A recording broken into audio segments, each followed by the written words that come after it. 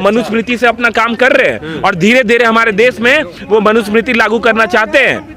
कहाँ लागू करना चाहते हैं? अरे मनुस्मृति वो प्रधानमंत्री माथे से लगाते हैं मनुस्मृति वो कह के लागू नहीं करेंगे, पर वो अपने कर्मों से लागू कर रहे हैं। तो हमें उनके कर्म नहीं दिख रहे हैं क्या? जो कर्म जो वो कर रहे हैं ना, उनका कर्म ही वो उनकी बातों कहता है। तो जिस तरीके से आज जो बीजेपी सरकार है, मोदी जी लंबे लंबे लेट जाते हैं संविधान के सामने, आप क्या बात कर रहे हैं? अरे वो जब हमारे देश से बाहर जाते हैं तो हम वो कहते हैं कि हम तो ऐसे देश से आते, हम बुद्ध की धरती से आते हैं। पर हमारे देश में क्या है, आप देख रहे हैं किस तरीके से हमारे देश में वो कल ही कितने जो हमारे छत्तीसगढ़ में कितने भी दलित समाज के लोग या पिछड़े समाज के लोगों को मारा जा रहा है। हमारे समाज में आप अल्पसंख्यक जितने हैं, माइनॉरिटी को किस तरीके से आप देख रहे हैं कि मारा जा रहा है। उन्हें मतलब कोई हक नहीं है, बराबरी का कोई हक नहीं दिया जा रहा है। तो क्या हमें उनके कर्मों को देखना चाहिए, ना कि उनके जवानों वो जो कहते हैं कर्म कह रहे हैं ना कि एक रहो नेक रहोगे, एक रहने की बात कर रहे हैं। बताइए, वो तो बटोगे तो कटोगे, वो काटने की बात करते हैं, हम जोड़ने की बात करते हैं। हम चाहते हैं कि हमको सबको बराबरी का हक मिले।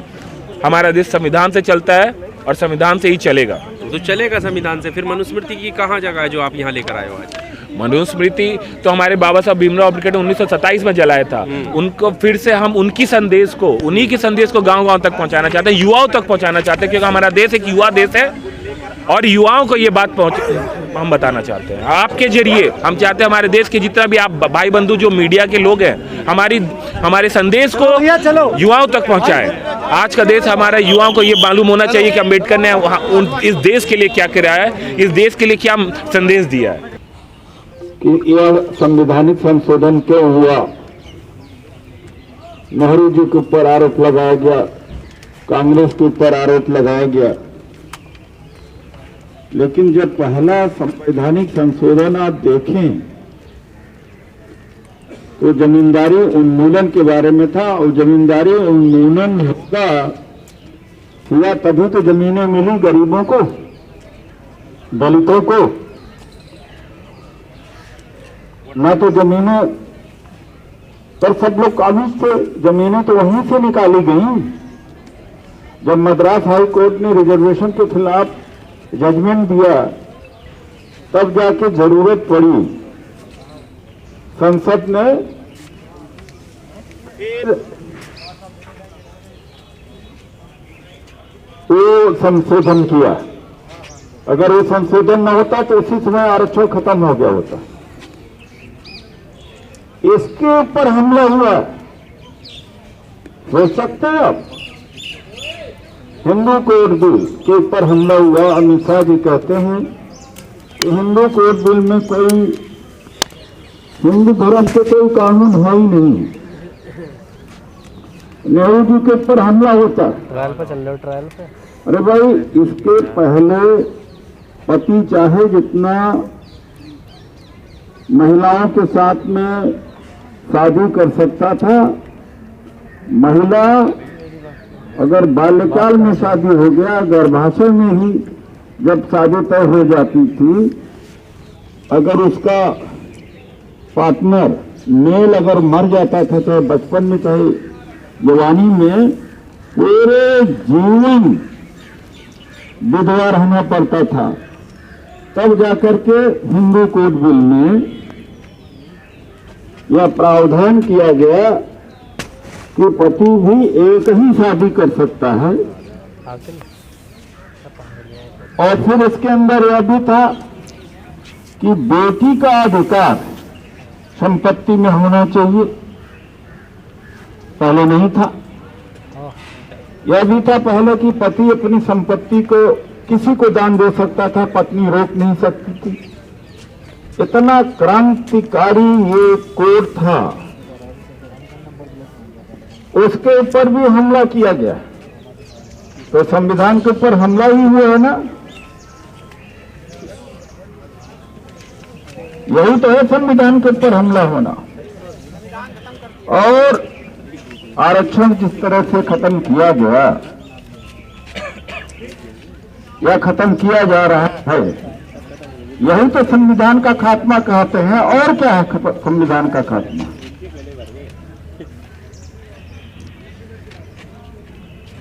तो मैं यहां पर हम संविधानवादी लोग आए हैं। दोपहर बाद सुना यहाँ पर मनुस्मृतिवादी भी आएंगे। खैर उनका भी अधिकार है, मैं तो ये नहीं कह सकता हूँ पुलिस से कि उनको रोका जाए, लेकिन हम संविधानवादी हैं, हम कानून वाले हैं। जिस कानून के तहत देश की सरकार चल रही है, पुलिस व्यवस्था चल रही है, हम उसके तरफ से हैं। और जिस कानून को उखाड़ के फेंक दिया गया है, उस कानून के पक्ष में भी लोग आ रहे हैं। अर्थात तो पुलिस के भी खिलाफ आ रहे हैं, सरकार के भी खिलाफ आ रहे हैं, लोकतंत्र के खिलाफ आ रहे हैं, संविधान के खिलाफ आ रहे हैं। लेकिन क्योंकि उनकी भी अभिव्यक्ति है तो कुछ किया नहीं जा सकता है। यह भी बता देना जरूरी समझता हूँ। आज डीसीपी साहब से बातचीत हुई तो कहा मनुस्मृति को पढ़ने वाले लोग भी आ जाएंगे, तो संविधान के पढ़ने वाले भी आए हैं। हम 85% हैं, हम ज्यादा हैं, हम पढ़ेंगे। हम बाबा साहब के सम्मान में मैदान में आए, संविधान के सम्मान में हम मैदान में आए। हमारा मकसद यही है। अब मैं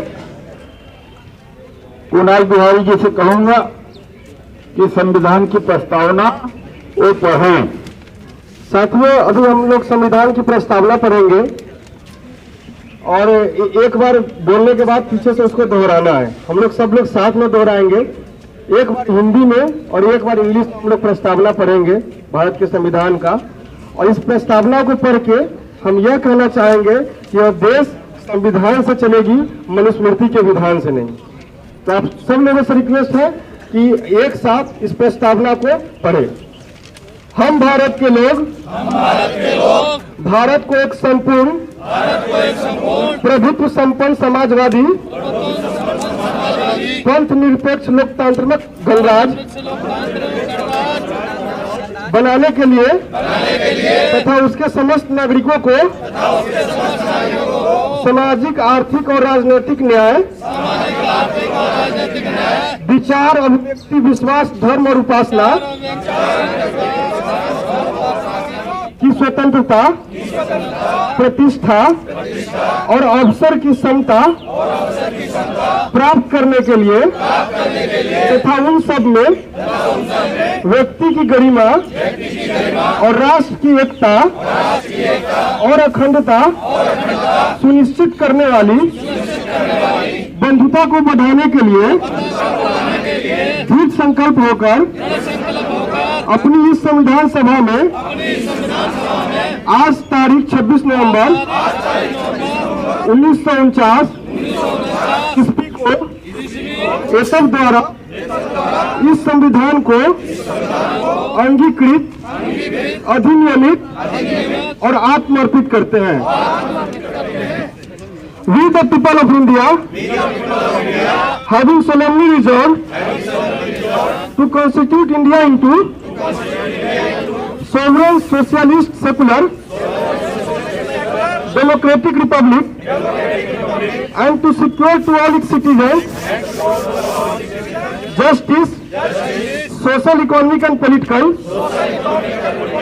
liberty of thought, expression, belief, faith, and worship, equality of status and of opportunity, and to promote among them all fraternity, assuring the dignity of the individual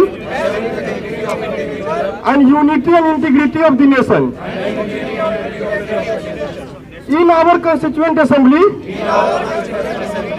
this 26th day of November 1949, do hereby adopt, elect, and give to ourselves this Constitution.